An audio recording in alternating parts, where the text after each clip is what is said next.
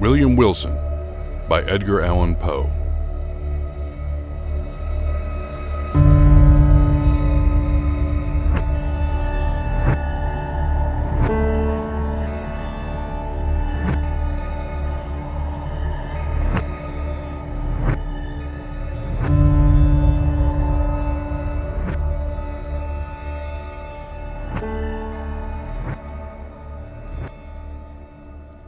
What say of it? What say of conscience grim, that spectre in my path? Chamberlain's Pharaohnida. Let me call myself for the present William Wilson. The fair page now lying before me need not be sullied with my real appellation. This has been already too much an object for the scorn, for the horror, for the detestation of my race. To the uttermost regions of the globe, have not the indignant winds bruited its unparalleled infamy? O outcast of all outcasts, most abandoned! To the earth art thou not forever dead? To its honors, to its flowers, to its golden aspirations? And a cloud, dense, dismal, and limitless, does it not hang eternally between thy hopes and heaven? I would not, if I could, here or today, embody a record of my later years of unspeakable misery and unpardonable crime. This epoch, these later years, took unto themselves a sudden elevation in turpitude, whose origin alone it is my present purpose to assign. Men usually grow base by degrees. From me, in an instant, all virtue dropped bodily as a mantle. From comparatively trivial wickedness I passed, with the stride of a giant, into more than the enormities of an Elagabalus. What chance, what one event brought this evil thing to pass? Bear with me while I relate. Death approaches, and the shadow which foreruns him has thrown a softening influence over my spirit. I long, in passing through the dim valley, for the sympathy, I had nearly said for the pity, of my fellow men. I would fain have them believe that I have been, in some measure, the slave of circumstances beyond human control. I would wish them to seek out for me, in the details I am about to give, some little oasis of fatality amid a wilderness of error. I would have them allow, what they cannot refrain from allowing, that although temptation may have erewhile existed as great, man was never thus, at least, tempted before. Certainly never thus fell. And is it therefore that he has never thus suffered? Have I not indeed been living in a dream? And am I not now dying, a victim to the horror and the mystery of the wildest of all sublunary visions? I am the descendant of a race whose imaginative and easily excitable temperament has at all times rendered them remarkable. And in my earliest infancy I gave evidence of having fully inherited the family character. As I advanced in years it was more strongly developed, becoming for many reasons a cause of serious disquietude to my friends, and of positive injury to myself. I grew self-willed, addicted to the wildest caprices, and a prey to the most ungovernable passions. Weak-minded, and beset with constitutional infirmities akin to my own, my parents could do but little to check the evil propensities which distinguished me. Some feeble and ill-directed efforts resulted in complete failure on their part, and, of course, in total triumph on mine. Thenceforward my voice was a household law, and at an age when few children have abandoned their leading strings, I was left to the guidance of my own will, and became in all but name the master of my own actions. My earliest recollections of a school life are connected with a large, rambling Elizabethan house in a misty-looking village of England, where were a vast number of gigantic and gnarled trees, and where all the houses were excessively ancient. In truth, it was a dreamlike and spirit-soothing place, that venerable old town. At this moment, in fancy, I feel the refreshing chilliness of its deeply shadowed avenues, inhale the fragrance of its thousand shrubberies, and thrill anew with undefinable delight at the deep hollow note of the church bell, breaking each hour with sullen and sudden roar upon the stillness of the dusky atmosphere in which the fretted Gothic steeple lay embedded and asleep. It gives me perhaps as much of pleasure as I can now in any manner experience to dwell upon minute recollections of the school and its concerns. Steeped in misery as I am, misery, alas, only too real, I shall be pardoned for seeking relief, however slight and temporary, in the weakness of a few rambling details. These, moreover, utterly trivial and even ridiculous in themselves, assume to my fancy adventitious importance, as connected with a period and a locality where and when I recognize the first ambiguous monitions of the destiny which afterwards so fully overshadowed me. Let me then remember. The house, I have said, was old and irregular. The grounds were extensive, and a high and solid brick wall, topped with a bed of mortar and broken glass, encompassed the whole. This prison-like rampart formed the limit of our domain.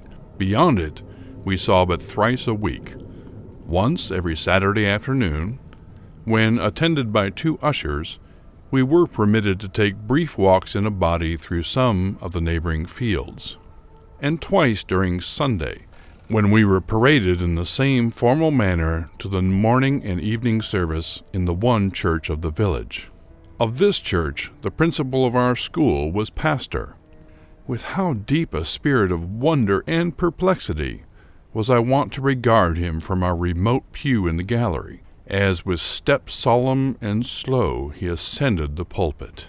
This reverend man, with countenance so demurely benign, with robes so glossy and so clerically flowing, with wig so minutely powdered, so rigid, and so vast, could this be he who of late with sour visage and in snuffy habiliments administered, ferule in hand, the draconian laws of the academy? O gigantic paradox, too utterly monstrous for solution! At an angle of the ponderous wall frowned a more ponderous gate. It was riveted and studded with iron bolts, and surmounted with jagged iron spikes. What impressions of deep awe did it inspire! It was never opened, save for the 3 periodical egressions and ingressions already mentioned. Then, in every creak of its mighty hinges, we found a plenitude of mystery, a world of matter for solemn remark, or for more solemn meditation. The extensive enclosure was irregular in form, having many capacious recesses. Of these, 3 or 4 of the largest constituted the playground. It was level and covered with fine, hard gravel. I well remember it had no trees, nor benches, nor anything similar within it. Of course, it was in the rear of the house. In front lay a small parterre, planted with box and other shrubs. But through this sacred division we passed only upon rare occasions indeed, such as a first advent to school, or final departure thence, or perhaps, when a parent or friend having called for us, we joyfully took our way home for the Christmas or midsummer holy days. But the house! How quaint an old building was this! To me, how veritably a palace of enchantment! There really was no end to its windings, to its incomprehensible subdivisions. It was difficult, at any given time, to say with certainty upon which of its 2 stories one happened to be. From each room to every other there were sure to be found 3 or 4 steps, either an ascent or descent. Then the lateral branches were innumerable, inconceivable, and so returning in upon themselves that our most exact ideas in regard to the whole mansion were not very far different from those with which we pondered upon infinity. During the 5 years of my residence here, I was never able to ascertain with precision in what remote locality lay the little sleeping apartment assigned to myself and some 18 or 20 other scholars. The schoolroom was the largest in the house. I could not help thinking, in the world. It was very long, narrow, and dismally low, with pointed Gothic windows and a ceiling of oak. In a remote and terror-inspiring angle was a square enclosure of 8 or 10 feet, comprising the sanctum, during hours, of our principal, the Reverend Dr. Bransby. It was a solid structure with massy door, sooner than open, in which the absence of the Dominic we would all have willingly perished by the peine forte et dure. In other angles were 2 other similar boxes, far less reverenced indeed, but still greatly matters of awe. One of these was the pulpit of the classical usher, one of the English and mathematical. Interspersed about the room, crossing and recrossing in endless irregularity, were innumerable benches and desks, black, ancient, and time-worn, piled desperately with much bethumbed books, and so beseamed with initial letters, names at full length, grotesque figures, and other multiplied efforts of the knife, as to have entirely lost what little of original form might have been their portion in days long departed. A huge bucket with water stood at one extremity of the room, and a clock of stupendous dimensions at the other. Encompassed by the massy walls of this venerable academy, I passed, yet not in tedium or disgust, the years of the 3rd lustrum of my life. The teeming brain of childhood requires no external world of incident to occupy or amuse it, and the apparently dismal monotony of a school was replete with more intense excitement than my riper youth has derived from luxury, or my full manhood from crime. Yet I must believe that my first mental development had in it much of the uncommon, even much of the outré. Upon mankind at large, the events of very early existence rarely leave in mature age any definite impression. All is gray shadow, a weak and irregular remembrance, an indistinct regathering of feeble pleasures and phantasmagoric pains. With me, this is not so. In childhood, I must have felt with the energy of a man what I now find stamped upon memory in lines as vivid, as deep, and as durable as the exergues of the Carthaginian medals. Yet, in the fact of the world's view, how little there was to remember. The morning's awakening, the nightly summons to bed, the connings, the recitations, the periodical half-holidays and perambulations, the playground with its broils, its pastimes, its intrigues. In truth, the ardor, the enthusiasm, and the imperiousness of my disposition soon rendered me a marked character among my schoolmates, and by slow but natural gradations gave me an ascendancy over all not greatly older than myself. Over all with a single exception. This exception was found in the person of a scholar who, although no relation, bore the same Christian and surname as myself, a circumstance, in fact, little remarkable, for, notwithstanding a noble descent, mine was one of those everyday appellations which seem, by prescriptive right, to have been, time out of mind, common property of the mob. In this narrative I have therefore designated myself as William Wilson, a fictitious title not very dissimilar to the real. My namesake alone, of those who in school phraseology constituted our set, presumed to compete with me in the studies of the class, in the sports and broils of the playground, to refuse implicit belief in my assertions and the submission to my will, indeed to interfere with my arbitrary dictation in any respect whatsoever. If there is on earth a supreme and unqualified despotism, it is the despotism of a master mind in boyhood over the less energetic spirits of its companions. Wilson's rebellion was to me a source of the greatest embarrassment, the more so as, in spite of the bravado with which in public I made a point of treating him and his pretensions, I secretly felt that I feared him, and could not help thinking the equality which he maintained so easily with myself a proof of his true superiority, since not to be overcome cost me a perpetual struggle. Yet this superiority, even this equality, was in truth acknowledged by no one but myself. Our associates, by some unaccountable blindness, seemed not to even suspect it. Indeed, his competition, his resistance, and especially his impertinent and dogged interference with my purposes, were not more pointed than private. He appeared to be destitute alike of the ambition which urged and of the passionate energy of mind which enabled me to excel. In his rivalry he might have been supposed actuated solely by a whimsical desire to thwart, astonish, or mortify myself, although there were times when I could not help observing, with a feeling made up of wonder, abasement, and pique, that he mingled with his injuries, his insults, or his contradictions, a certain most inappropriate and assuredly most unwelcome affectionateness of manner.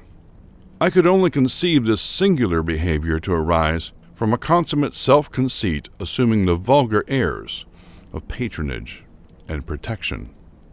Perhaps it was this latter trait in Wilson's conduct, conjoined with our identity of name and the mere accident of our having entered the school upon the same day, which set afloat the notion that we were brothers among the senior classes of the academy.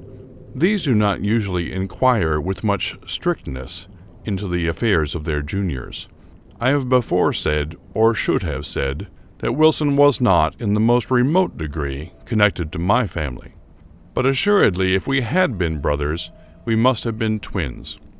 For after leaving Dr. Bransby's, I casually learned that my namesake was born on the 19th of January, 1813.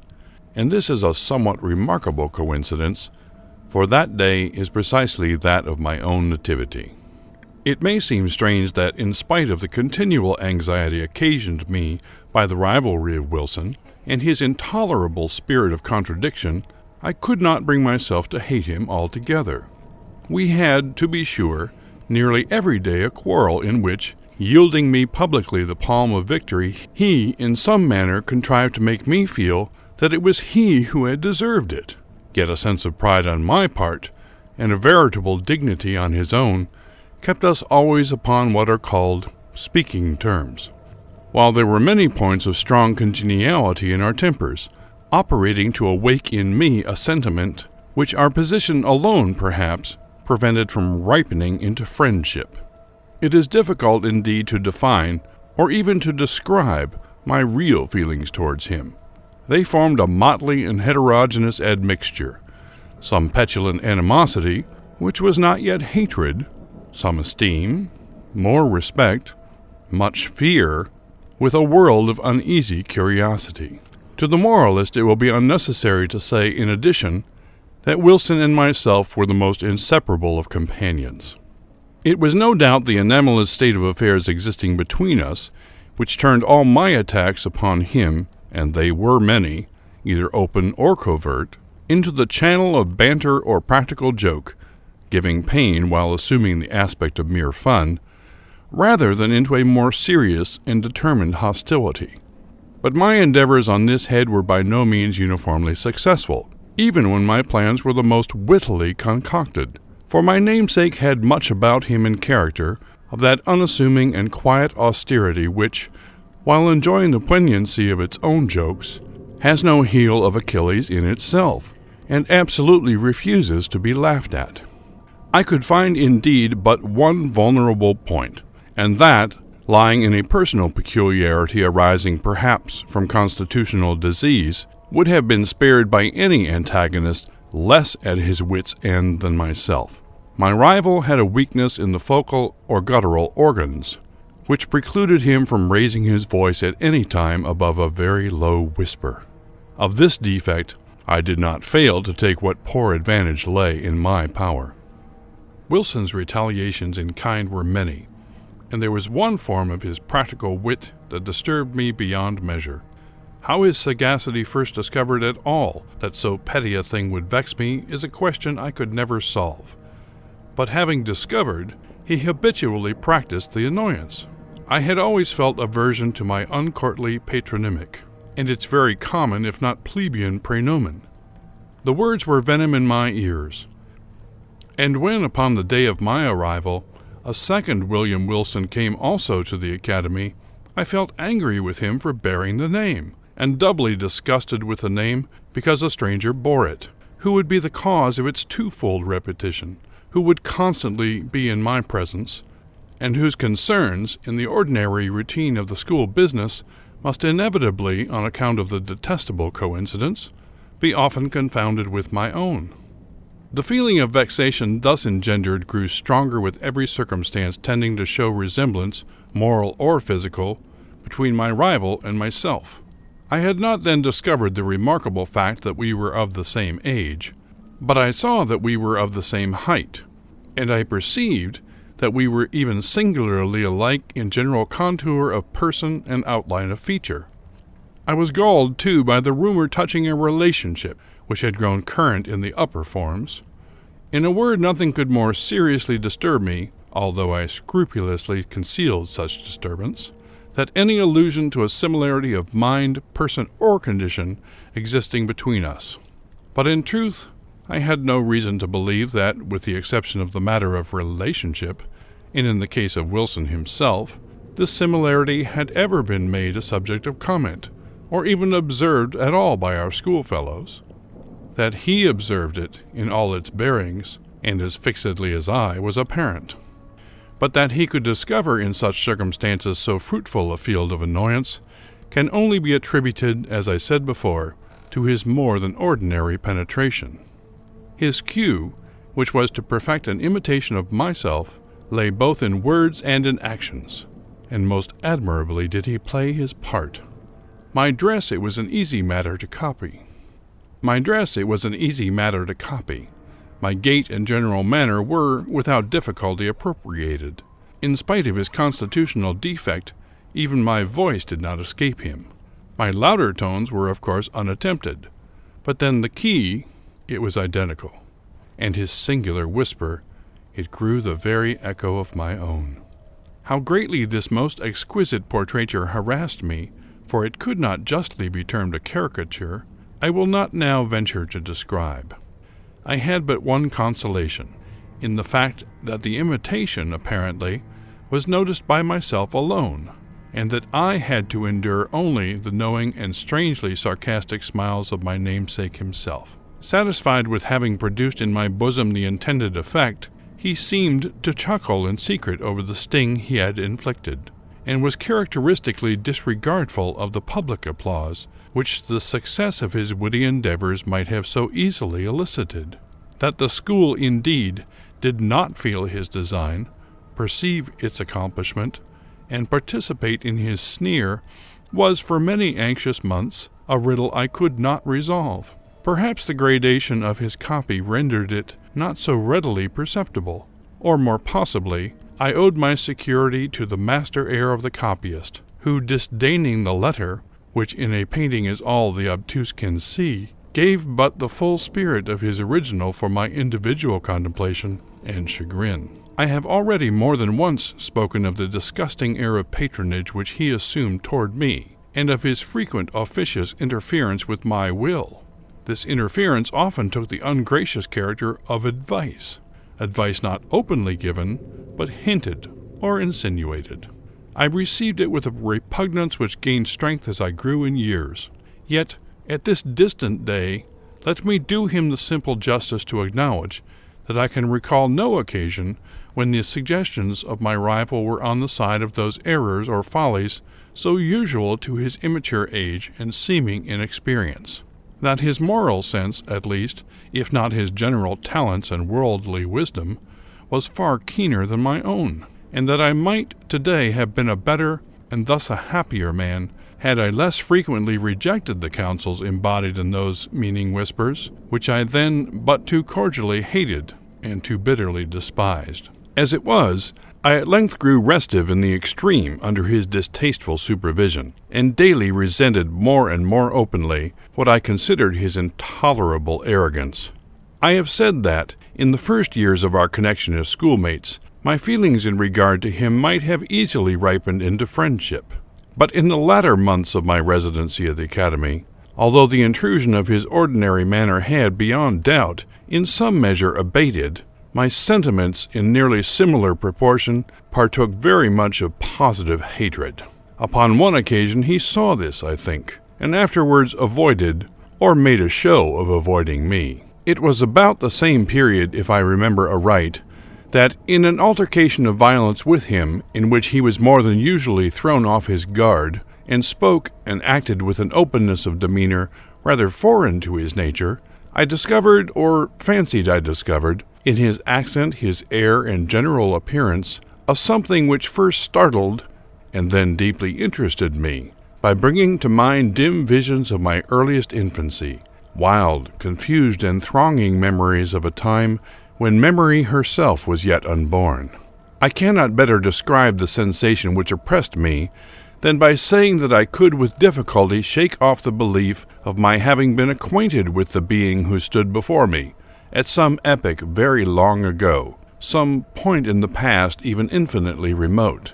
The delusion, however, faded rapidly as it came, and I mention it at all but to define the day of the last conversation I there held with my singular namesake. The huge old house, with its countless subdivisions, had several large chambers communicating with each other, where slept the greater number of the students.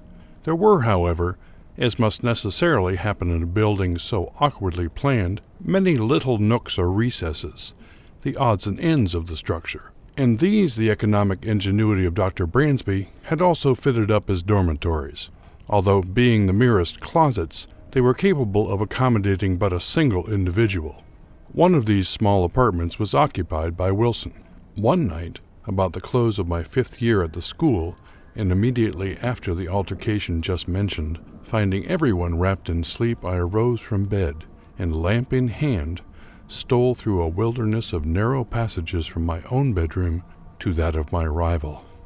I had long been plotting one of those ill-natured pieces of practical wit at his expense, in which I hitherto had been so uniformly unsuccessful. It was my intention now to put my scheme in operation, and I resolved to make him feel the whole extent of the malice with which I was imbued.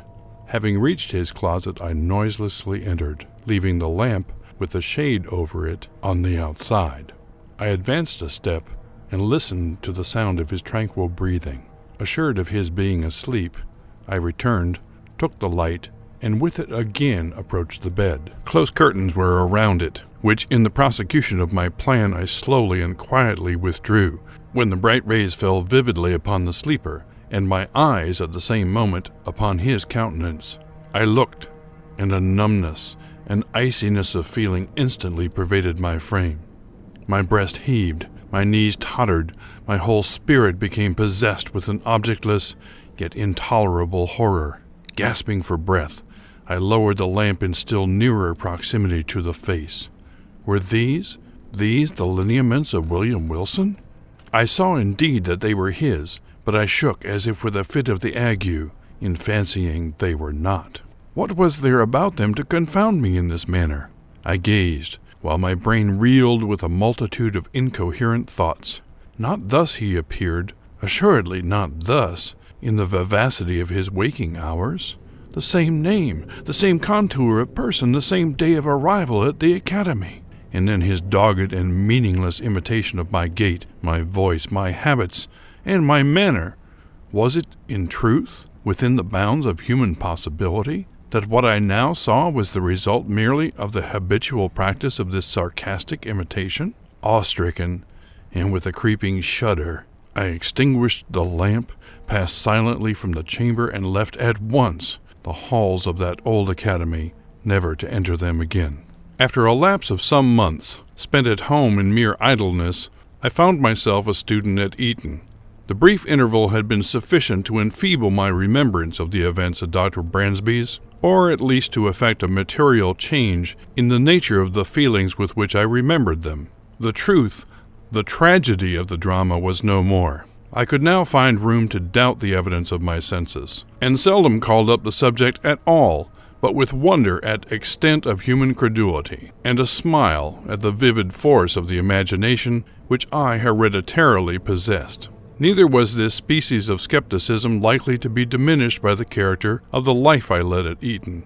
The vortex of thoughtless folly into which I there so immediately and so recklessly plunged washed away all but the froth of my past hours, engulfed at once every solid or serious impression, and left to memory only the various levities of a former existence. I do not wish, however, to trace the course of my miserable profligacy here, a profligacy which set at defiance the laws, while it eluded the vigilance of the institution. 3 years of folly, passed without profit, had but given me rooted habits of vice, and added, in a somewhat unusual degree, to my bodily stature, when, after a week of soulless dissipation, I invited a small party of the most dissolute students to secret carousal in my chambers.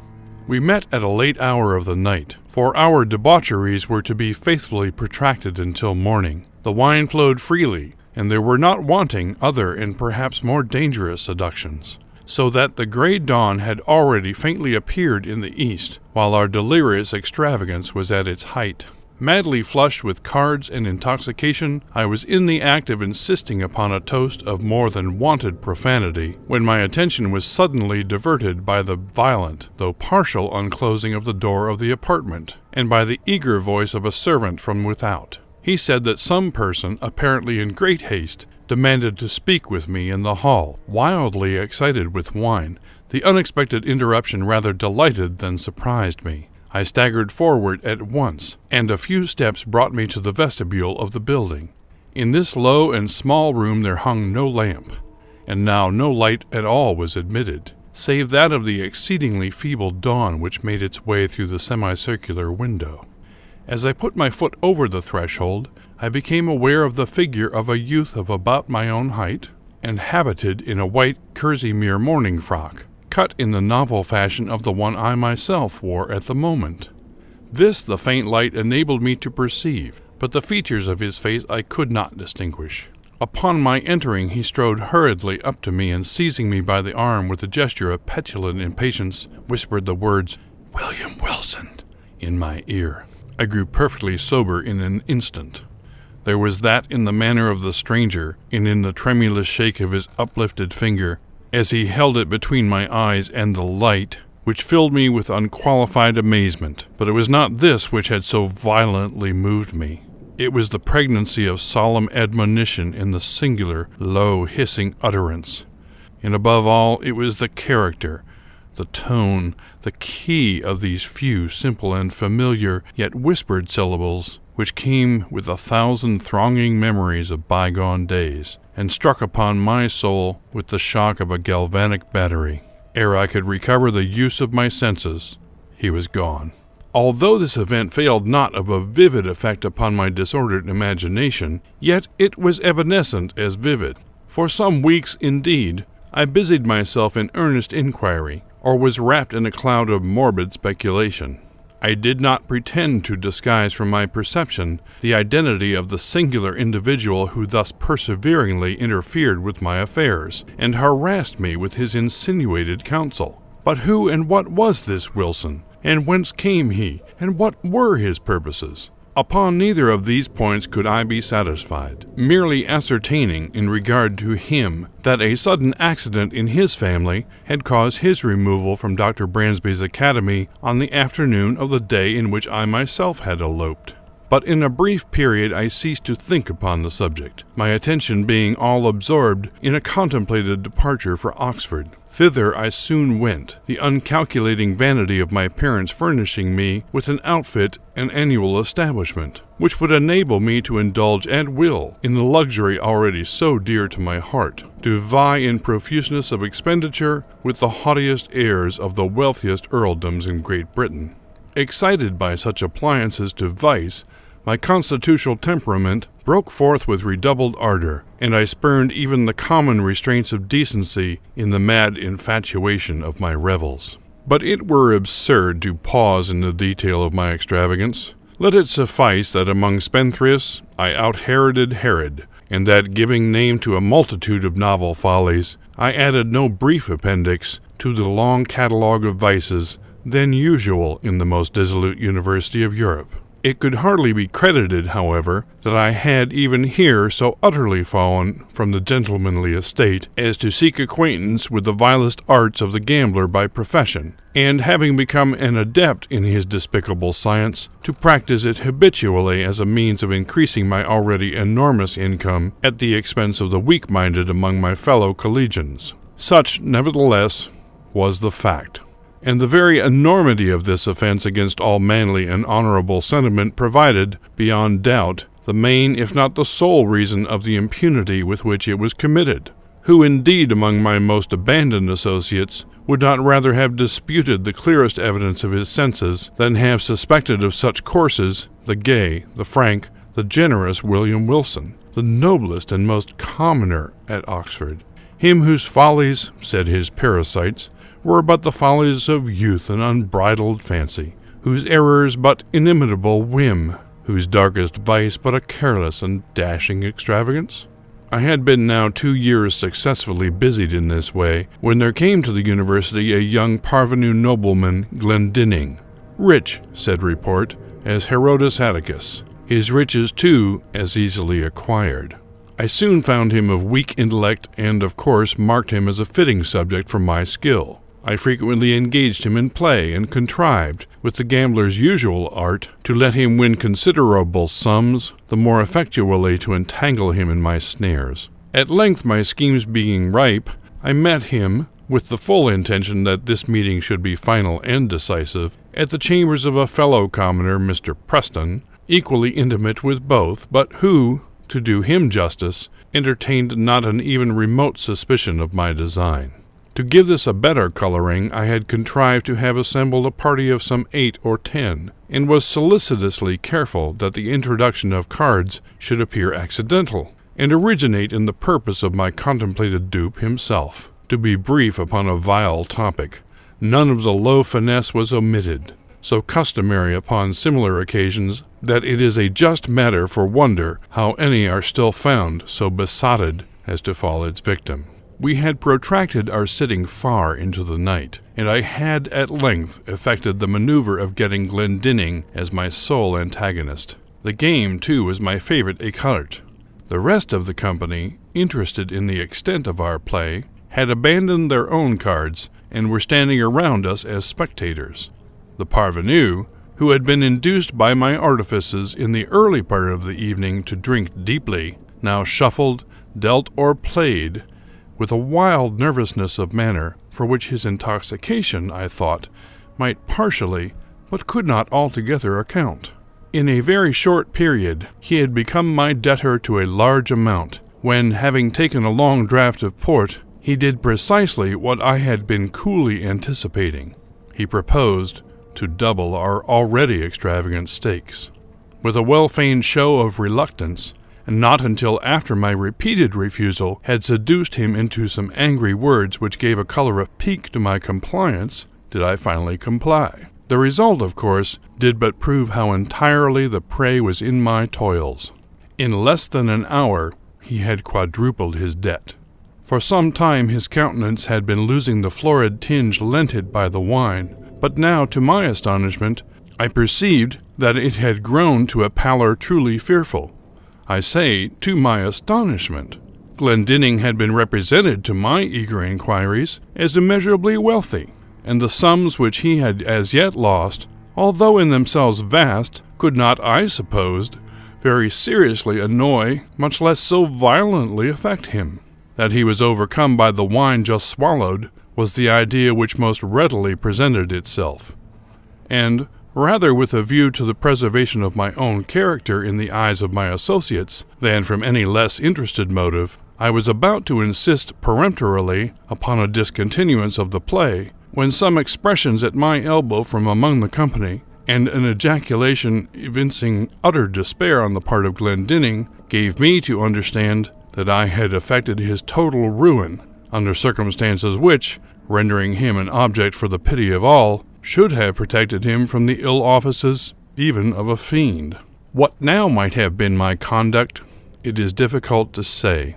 The pitiable condition of my dupe had thrown an air of embarrassed gloom over all, and for some moments a profound silence was maintained, during which I could not help feeling my cheeks tingle with the many burning glances of scorn or reproach cast upon me by the less abandoned of the party. I will even own that an intolerable weight of anxiety was for a brief instant lifted from my bosom by the sudden and extraordinary interruption which ensued. The wide, heavy folding doors of the apartment were all at once thrown open to their full extent, with a vigorous and rushing impetuosity that extinguished, as if by magic, every candle in the room. Their light in dying enabled us just to perceive that a stranger had entered, about my own height, and closely muffled in a cloak. The darkness, however, was now total, and we could only feel that he was standing in our midst. Before any of us could recover from the extreme astonishment into which this rudeness had thrown all, we heard the voice of the intruder. "Gentlemen," he said in a low, distinct, and never-to-be-forgotten whisper, which thrilled to the very marrow of my bones. "Gentlemen, I make no apology for this behavior, because in thus behaving I am but fulfilling a duty. You are, beyond doubt, uninformed of the true character of the person who has tonight won at écarté a large sum of money from Lord Glendinning. I will therefore put you upon an expeditious and decisive plan of obtaining this very necessary information. Please to examine at your leisure the inner linings of the cuff of his left sleeve, and the several little packages which may be found in the somewhat capacious pockets of his embroidered morning wrapper." While he spoke, so profound was the stillness that one might have heard a pin drop upon the floor. In ceasing, he departed at once, and as abruptly as he had entered. Shall I describe my sensations? Must I say that I felt all the horrors of the damned? Most assuredly I had little time given for reflection. Many hands roughly seized me upon the spot, and lights were immediately reprocured. A search ensued.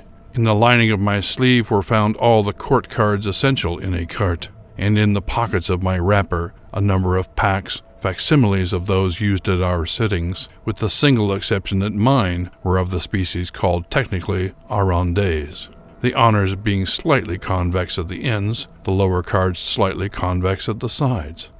In this disposition, the dupe who cuts, as customary, at the length of the pack, will invariably find that he cuts his antagonist an honor, while the gambler, cutting at the breadth, will as certainly cut nothing for his victim, which may count in the records of the game.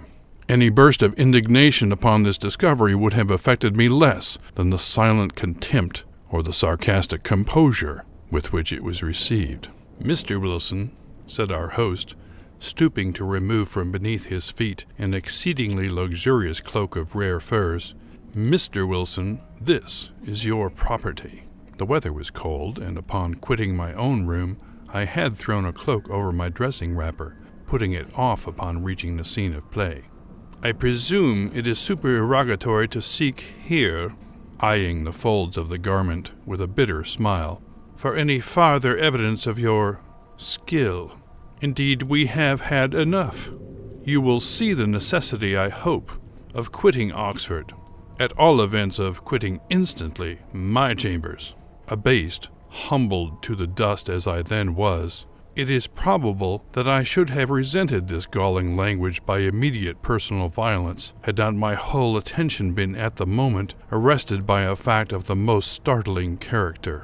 The cloak which I had worn was of a rare description of fur. How rare, how extravagantly costly, I shall not venture to say. Its fashion, too, was of my own fantastic invention, for I was fastidious to an absurd degree of coxcombry in matters of this frivolous nature. When therefore Mr. Preston reached me that which he had picked up upon the floor and near the folding doors of the apartment, it was with an astonishment nearly bordering upon terror that I perceived my own already hanging on my arm, where I had no doubt unwittingly placed it, and that the one presented me was but its exact counterpart in even the minutest possible particular. The singular being who had so disastrously exposed me had been muffled, I remembered, in a cloak, and none had been worn at all by any of the members of our party, with the exception of myself. Retaining some presence of mind, I took the one offered me by Preston, placed it unnoticed over my own, left the apartment with a resolute scowl of defiance, and next morning, ere dawn of day, commenced a hurried journey from Oxford to the Continent in a perfect agony of horror and of shame. I fled in vain. My evil destiny pursued me as if in exultation, and proved indeed that the exercise of its mysterious dominion had as yet only begun. Scarcely had I set foot in Paris ere I had fresh evidence of the detestable interest taken by this Wilson in my concerns. Years flew, while I experienced no relief. Villain! At Rome, with how untimely, yet with how spectral an officiousness, stepped he in between me and my ambition. At Vienna, too, at Berlin, and at Moscow, where, in truth, had I not bitter cause to curse him within my heart. From his inscrutable tyranny did I at length flee, panic-stricken, as from a pestilence, and to the very ends of the earth I fled in vain. And again, in secret communion with my own spirit, would I demand the questions, who is he? Whence came he? And what are his objects? But no answer was there found. And then I scrutinized with a minute scrutiny the forms and the methods and the leading traits of his impertinent supervision. But even here there was very little upon which to base a conjecture. It was noticeable, indeed, that in no one of the multiplied instances in which he had of late crossed my path had he so crossed it except to frustrate those schemes, or to disturb those actions which, if fully carried out, might have resulted in bitter mischief. Poor justification this, in truth, for an authority so imperiously assumed.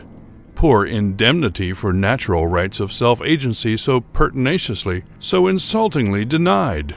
I had also been forced to notice that my tormentor, for a very long period of time, while scrupulously and with miraculous dexterity maintaining his whim of an identity of apparel with myself, had so contrived it, in the execution of his varied interference with my will, that I saw not, at any moment, the features of his face. Be Wilson what he might, this, at least, was but the veriest of affectation, or of folly.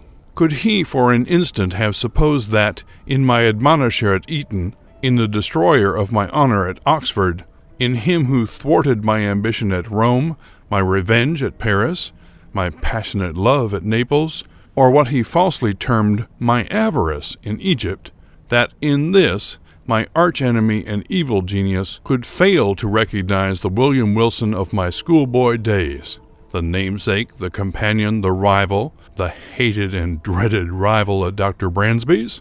Impossible! But let me hasten to the last eventful scene of the drama. Thus far, I had succumbed supinely to this imperious domination. The sentiment of deep awe with which I habitually regarded the elevated character, the majestic wisdom, the apparent omnipresence and omnipotence of Wilson, added to a feeling of even terror, with which certain other traits in his nature and assumptions inspired me, had operated hitherto to impress me with an idea of my own utter weakness and helplessness, and to suggest an implicit, although bitterly reluctant submission to his arbitrary will. But of late days I had given myself up entirely to wine, and its maddening influence upon my hereditary temper rendered me more and more impatient of control. I began to murmur, to hesitate, to resist. And was it only fancy which induced me to believe that, with the increase of my own firmness, that of my tormentor underwent a proportional diminution? Be this as it may, I now began to feel the inspiration of a burning hope, and at length nurtured in my secret thoughts a stern and desperate resolution that I would submit no longer to be enslaved. It was at Rome, during the carnival of 18... that I attended a masquerade in the palazzo of the Neapolitan Duke de Broglio. I had indulged more freely than usual in the excesses of the wine table, and now the suffocating atmosphere of the crowded rooms irritated me beyond endurance. The difficulty, too, of forcing my way through the mazes of company contributed not a little to the ruffling of my temper, for I was anxiously seeking, let me not say with what unworthy motive, the young, the gay, the beautiful wife of the aged and doting de Broglio. With a too unscrupulous confidence, she had previously communicated to me the secret of the costume in which she would be habited, and now, having caught a glimpse of her person, I was hurrying to make my way into her presence. At this moment, I felt a light hand placed upon my shoulder, and that ever-remembered, low, damnable whisper within my ear. In an absolute frenzy of wrath, I turned at once upon him who had thus interrupted me, and seized him violently by the collar. He was attired, as I had expected, in a costume altogether similar to my own, wearing a Spanish cloak of blue velvet, begirt about the waist with a crimson belt sustaining a rapier. A mask of black silk entirely covered his face. "Scoundrel!" I said in a voice husky with rage, while every syllable I uttered seemed as new fuel to my fury. "Scoundrel! Impostor! Accursed villain! You shall not dog me unto death! Follow me, or I stab you where you stand!" And I broke my way from the ballroom into a small antechamber adjoining, dragging him unresistingly with me as I went. Upon entering, I thrust him furiously from me. He staggered against the wall, while I closed the door with an oath and commanded him to draw. He hesitated but for an instant, then with a slight sigh drew in silence and put himself upon his defense. The contest was brief indeed.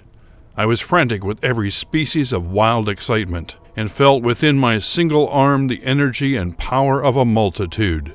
In a few seconds, I forced him by sheer strength against the wainscoting, and thus, getting him at mercy, plunged my sword with brute ferocity repeatedly through and through his bosom. At that instant, some person tried the latch of the door. I hastened to prevent an intrusion, and then immediately returned to my dying antagonist. But what human language can adequately portray that astonishment, that horror which possessed me at the spectacle then presented to view? The brief moment in which I averted my eyes had been sufficient to produce apparently a material change in the arrangements at the upper or farther end of the room. A large mirror, so at first it seemed to me in my confusion, now stood where none had been perceptible before. And as I stepped up to it in extremity of terror, mine own image, but with features all pale and dabbled in blood, advanced to meet me with a feeble and tottering gait. Thus it appeared, I say, but was not. It was my antagonist. It was Wilson, who then stood before me in the agonies of his dissolution. His mask and cloak lay where he had thrown them upon the floor. Not a thread in all his raiment, not a line in all the marked and singular lineaments of his face which was not, even in the most absolute identity, mine own. It was Wilson, but he spoke no longer in a whisper, and I could have fancied that I myself was speaking, while he said, "You have conquered, and I yield. Yet henceforth art thou also dead. Dead to the world, to heaven, and to hope. In me didst thou exist, and in my death see by this image which is thine own, how utterly thou hast murdered thyself."